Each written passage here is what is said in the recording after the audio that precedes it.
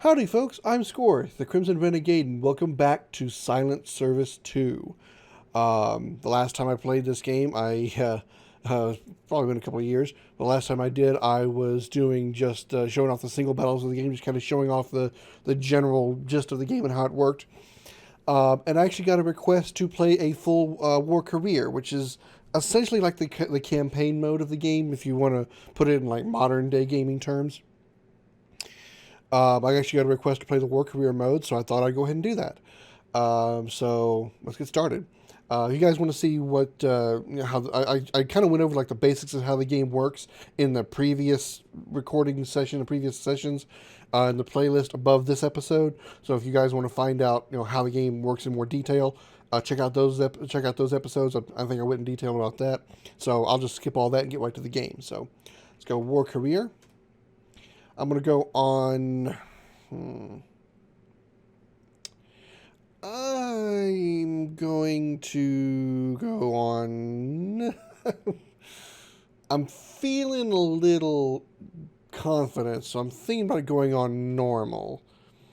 But with my strategy, the strategies that I use, which aren't typical, I hope I don't get poked full of holes. So I'm going to go on normal. Her name is Scoryth, the Crimson Renegade. We're going to start at the beginning of the war, December 7th, 1941. In case I might not have mentioned how the war career works, I think I showed off what a war patrol was. We talked about a war patrol. What a war patrol does is you pick a date, kind of like what I'm doing here, and you will start at a port that you can choose. You go out, you do one patrol, you just kind of, you float around the sea, the Pacific Ocean, encounter some battles, and then go back to port, and then that's it. That's the end of your game. That's game over. So your game starts at port and ends at port. A war career is an extended version of that, or if you want to put it another way, a war career is, like I said, the campaign mode. You start at a date, which you can't do it before December 7th, 41, which is when World War II started, or when more specifically, when the United States went to war against Japan. And you go until either you are killed or you reach the end of the war, which is somewhere in 45, I believe. I think it's like June 45. I can't remember for sure. But you play until you're killed or the end of the war, whichever one of those happens. Whereas with a war patrol, in a war career, you leave from a port, you go out, you do a patrol, you encounter enemies, you attack them, whatever, go back to port and repair your sub, whatever, go back out and do it again. You just keep doing that over and over and over again until you reach the end of the war. A war patrol is just one of those. Whereas with a war career, you can go out multiple times over and over again in the same, I guess you can say, game session. A war patrol, you only go out once. Once you go back to port, game over. So I'm already doing the full campaign mode, so I'm going to go till either I die or the end of the war. I'll be saving often, so I'm actually going to make it to the end of the war, so if I end up screwing up and getting killed, I'll just pick up at my last save and keep going from there. So let's go ahead and get started. Like I said, you can't do a date before December 41, and I think you can't go beyond... You must select a date between December 7th, 41 and June 30th, 45. Now, June 30th, 45 is not when the war ended, but it's very close to the end of the war. If you start your career at June 30th, 45, you'll go like just a couple of months, and the war will end. So if you want to play the game, you want to play a career near the end of the war, you can't start it any later than June 30th. But I'm going to start on the very beginning, start from the beginning of the war, June 12/7/41, and there's an option for this. There's a reason for these options. If you, depending on where in that timeline between December 7th, 41 and June 30th, 45, depending on where you start your career, will actually affect what submarines are available to you, and in some cases, and depending on the time also, what weapons are available to you in the career mode. So you start here in December 7th, 41, you're going to have a select number of submarines available to you.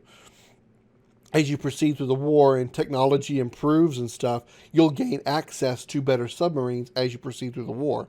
Or if you don't want to wait to get to do those eventual upgrades as you go along, you can start at, like I said, June 30th, 45, and you can start with the best possible submarine and the best possible weapons. So, Again, I'm not going to do that. I'm going to start from the beginning and just go through the whole thing. So we'll start at December 7th, 41. So that's going to start a date. And since I started at 12/7/41, these are the submarine options available to me. Old S class, Barracuda class, Narwhal, P class, the new S class, T class, and I always call it the Gato class. It's probably pronounced Gato class, but I'm pronouncing it Gato class. That's how I always pronounced it when I played this game when I was about as high as a periscope. Poking out of the water, that is. I played this game when I was a kid. I always pronounce it Gato. So if I'm wrong on that, I apologize. I don't mean to demean or insult, but that's just how I pronounced it, and so that's how I'm going to go with it. But these 6 submarines, these 7 submarines are what you can start with if you start at 12/7/41. If you started on June 30th, 41, I believe you would only get I think the new S class, the T class, the Gato, and then 2 new submarine classes that could become available later in the war. So I can't get and I'll get to those classes when they become available. But if you were to start near the end of the war, some of those classes would not be available to you. Now, what are the difference between each of these classes? Well, simply the top to bottom, older to newer. So obviously the older submarines are going to be less technologically advanced. They're not going to be as good as the newer submarines that are going to be at the bottom of the list. So if you look at the old S class, 15 knots surfaced and 11 knots submerged. That's how fast they move. When their submarines move faster on the surface than underwater in this game and in real life, I'm sure.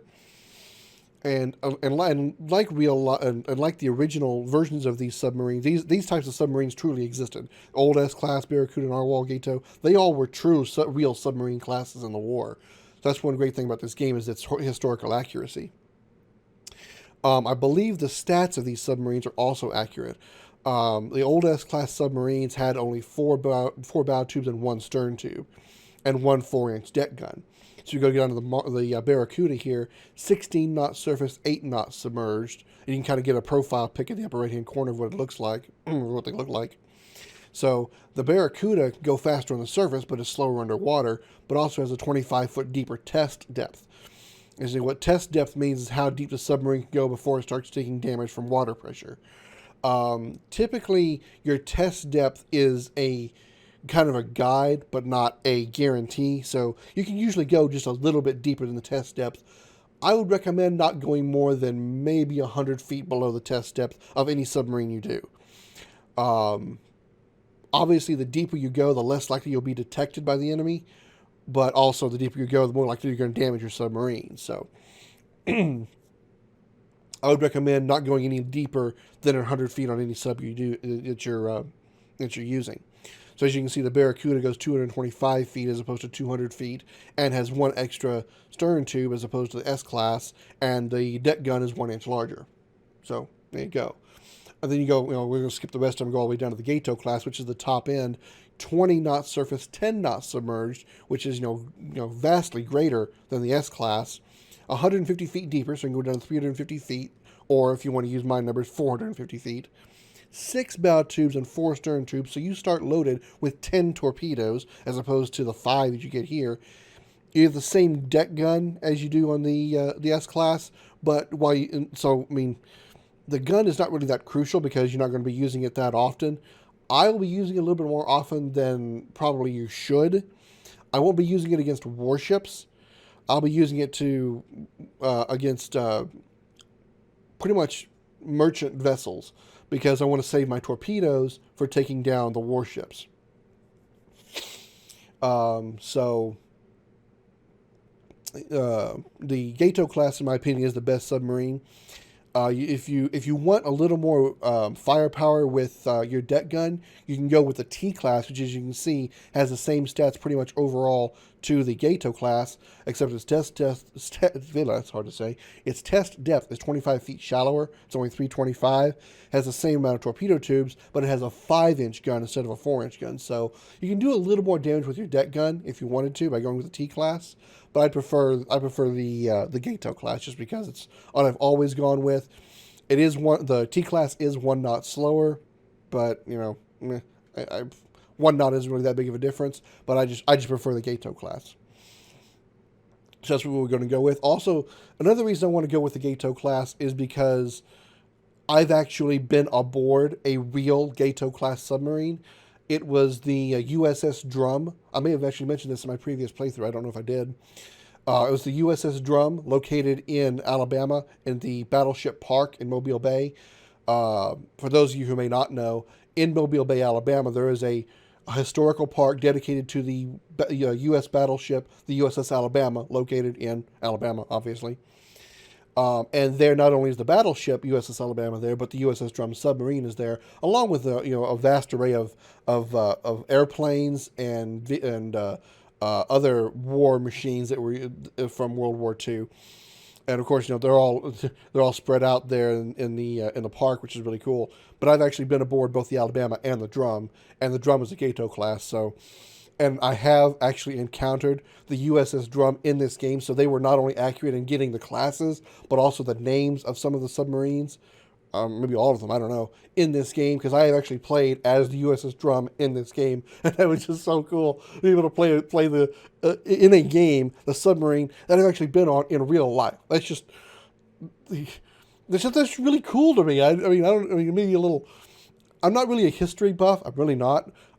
I'm only interested in like World War II and, well, a little bit of World War One, but not necessarily the war itself, but more about the machines of war: submarines, ships, airplanes, weapons, those kind of things. So, anyway, I think I've nerded out enough. This is what we're going to start. We're going to play with the Gato class.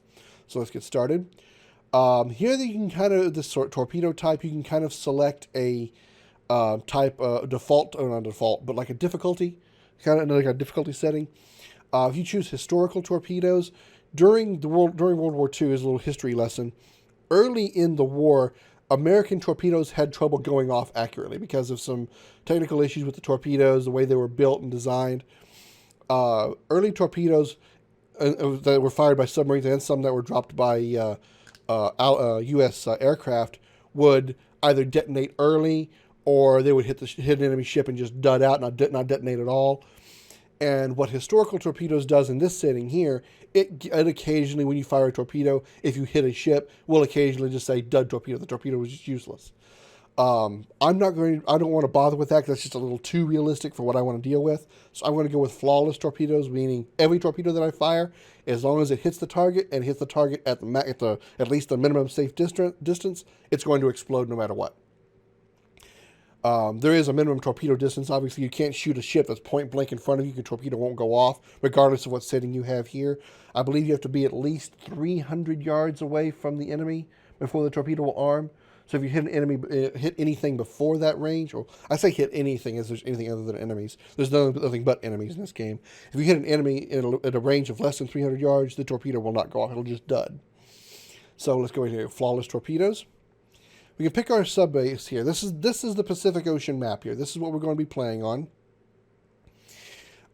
Right now, as of the beginning of the war, we only have access to 2 bases: Pearl Harbor and Manila. You can't see the name of the bases because we're behind my head right now, but that's what we can see. The flag that I'm moving right here. The flag is right now at Pearl Harbor, and this base over here is called Manila. Again, kind of like when you can pick your submarine type, depending on where you choose what time you start what date you start the war, December 7th or closer to June 30th, 45, will also affect what bases are available to you here when you start the game. As I said, at 41, we've only access to 2 bases. Whereas close to June 30th, we have several more bases available to us. We would have Midway that'd be available. I'm pointing at the screen as if you guys can see where I'm pointing. But just north and west of where the flag is right now is Midway Island. That becomes a submarine base. There's just a number of more bases become available as the war progresses. So if you start closer to 45, you can choose more bases to start from. I'm going to start from Pearl Harbor for 2 reasons. One, it's easier to get out of because I'm starting in the middle of the ocean. I can just go anywhere I want to get to do my patrol. Whereas opposed to Manila, I start at the base. I start near land, and I've got to navigate my way around the land, around this kind of L-shaped boot island, and in order to get out to open sea. So it's just a little more difficult to navigate. Takes more time to get there, so I'm using more fuel, and there's usually my war patrol zone that I'm supposed to be assigned to is usually going to be a little harder to get to. So that's why I prefer Pearl Harbor. It's just easier to get to the open ocean that way than it is from Manila. But also, thanks to the historical accuracy of the game, closer to Christmas of 41, Manila falls to the Germans. No, they didn't go that far. Manila falls to the Japanese. So if I chose Manila as the submarine base, if I don't get back there by Christmas, I won't be able to use that base again because the Japanese take it over and that base is not available to me. So I would have to go, wherever I am, I'd have to go back to Pearl Harbor anyway, in order to return to a port or refuel or whatever. Because there's no other, I mean, there is some ports that become available to the south, down there near Australia. That's what that little green mass at the bottom of the screen is. That's near Australia, or that is Australia, rather. So that is nice that those become available right about the same time. But again, as you can see all these islands and stuff down here, it's harder to navigate through all that. So it's easier overall to start from Pearl Harbor because not only is it easier to get to open sea, but also you don't have to navigate through land and you don't lose Manila right about Christmas. All right, so we're going to start from Pearl Harbor. And then this is kind of just a guide here. This little black box here kind of shows different war zones that are available to us. These are zones where Japanese shipping is the heaviest. And you can pick any of these black spots, any squares in this area, and then you can go to another area. For example, let's say I picked this Central Pacific zone here. Even though I put the black box around Central Pacific, I can still go to the Formosa Straits if I wanted to. This is just more of a guide than a guarantee. So you can go anywhere you want. It's just giving you the square is the easiest place to find the squares, or the easiest place to find ships. And as you're patrolling, you can stay in that grid in order to make sure you find ships more easily. So I'm going to choose the Central Pacific also because it's closest to Pearl Harbor. And we're going to get our submarine, the USS Corvina. I was really hoping for the drum because it would have been really awesome if I'd gotten the drum again. But oh well, USS Corvina. Our sailing orders. Our home port is Pearl Harbor. As of 12/7/41, our patrol zone will be the Central Pacific. And we are underway. I'll move my camera briefly here so you can see the date, time, and fuel. What you see above my head now is the current date, which is 12/7/41, December 7th, 1941. The time is 1600 hours. For those of you not familiar with military time, that's 4 o'clock p.m. The way to figure out military time, in case you're trying to just figure it out on your own, take the number that you're looking at and subtract 12 from it. It's really just that simple. So 12/16 is obviously 4. So it's really just that simple. And then the number you see there below that is fuel that says 60. That's how many days of fuel we have. We can be out on patrol for 60 days, to 2 full months before we completely run out of fuel. Now we can return to any base we want earlier than that. And it's recommended to do so because if you actually run out of fuel, you'll be, no matter where your current base is, you'll be towed back to Pearl Harbor, and you get kind of a nasty note from your commanding officer. It's just kind of a little funny thing. So it says something along the lines of, I think, we expect a certain foresight in our skippers. If you can't do this, there are other potential candidates waiting to take your place, or something along those lines. It's kind of a mean message, kind of telling you, watch your fuel gauge, dumbass. But another great thing about the historical accuracy of this game is you see this black box down here, Air Raid Pearl Harbor. Execute unrestricted air and submarine warfare against Japan.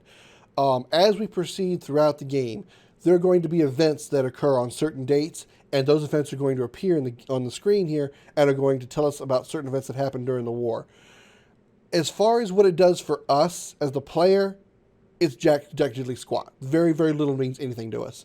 The only time we're really going to be interested in anything that this news thing says is when there's a new base that becomes available, or when a base is lost due to a Japanese invasion.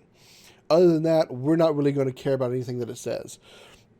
But it is interesting, the little historical notes and facts that appear at certain times because of certain things that happen at certain dates. So as you hear, Air Raid Pearl Harbor, the Japanese attacked us at Pearl Harbor on 12/7/41. We're now deploying to go sink all unrestricted air and submarine warfare against Japan. So let's get started. Here we go.